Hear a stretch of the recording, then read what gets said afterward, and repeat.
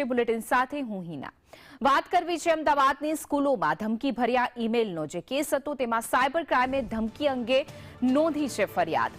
23 સ્કૂલમાં 3 જુદા જુદા આઈડીથી મેલ કરાયા હતા। 2 હોટમેલ અને 1 ઓટોમિક મેલ પરથી મેલ કરવામાં આવ્યા હતા।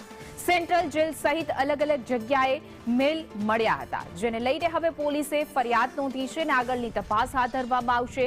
કોના દ્વારા અને શા માટે આ મેલ કરવામાં આવ્યા હતા અને શહેરમાં જે થોડાક સમય માટે અફરાતફરી સર્જાઈ હતી તેના પાછળ કોણ જવાબદાર છે તે દિશામાં પોલીસ હવે તપાસ કરી રહી છે। સાયબર ક્રાઇમે ધમકી અંગે નોંધી છે ફરિયાદ। 23 સ્કૂલમાં 3 અલગ અલગ મેલ આઈડીથી જે મેલ મોકલવામાં આવ્યા હતા તે દિશામાં તપાસ આદરવામાં આવી છે। અમદાવાદમાં ગઈકાલે જે રીતે 23 સ્કૂલમાં 3 જુદા જુદા આઈડીથી મેલ મોકલવામાં આવ્યા તે દિશામાં હવે પોલીસે તપાસ આદરી છે। કોના દ્વારા અને શા માટે આ પ્રકારનું કૃત્ય કરવામાં આવ્યું તે દિશામાં તપાસ થઈ રહી છે।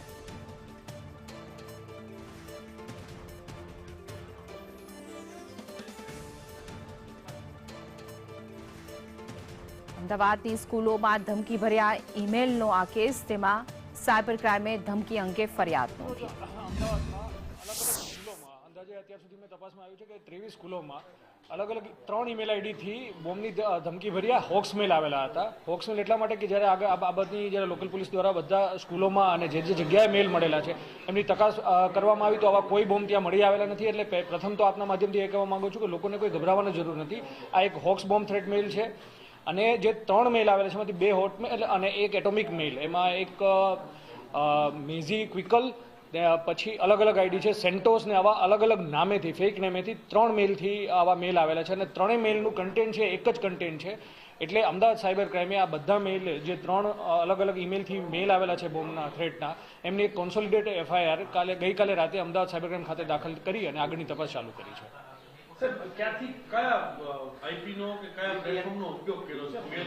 મેં જેમ આપને પહેલા કહ્યું કે જે 3 મેલ અલગ અલગ આવેલા છે એમાં નામ અલગ અલગ છે। ફોરેનની એન્ટિટીના જેમ કે નામ છે કે મેઝી મનરો ક્વિકલ છે, પછી મેઝી લોસ્ટર કરીને છે અને એક સેન્ટોસ કરીને, એવી રીતના નામ રાખેલા છે ઈમેલના। 2 હોટમેલ છે અને 1 એટોમિક મેલ છે।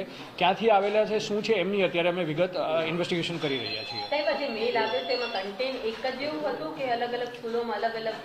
બધા સ્કૂલોમાં જે 3 મેલ આઈડીથી મેલ આવેલા છે, ઘણા જે સ્કૂલોને છે એમને સીસીમાં રાખવામાં આવેલા છે। એટલે જેવી સ્કૂલોને મેલ આવેલા છે બધામાં કન્ટેન્ટ એક જ છે બધામાં। એટલે એટલી પ્રાથમિક ઇન્વેસ્ટિગેશનમાં આવ્યું છે કે જે બી 3 મેલ મોકલના છે આ બધા એક જ ગ્રુપના લોકો હતા, તે એક જ વ્યક્તિ દ્વારા કરવામાં આવ્યું છે।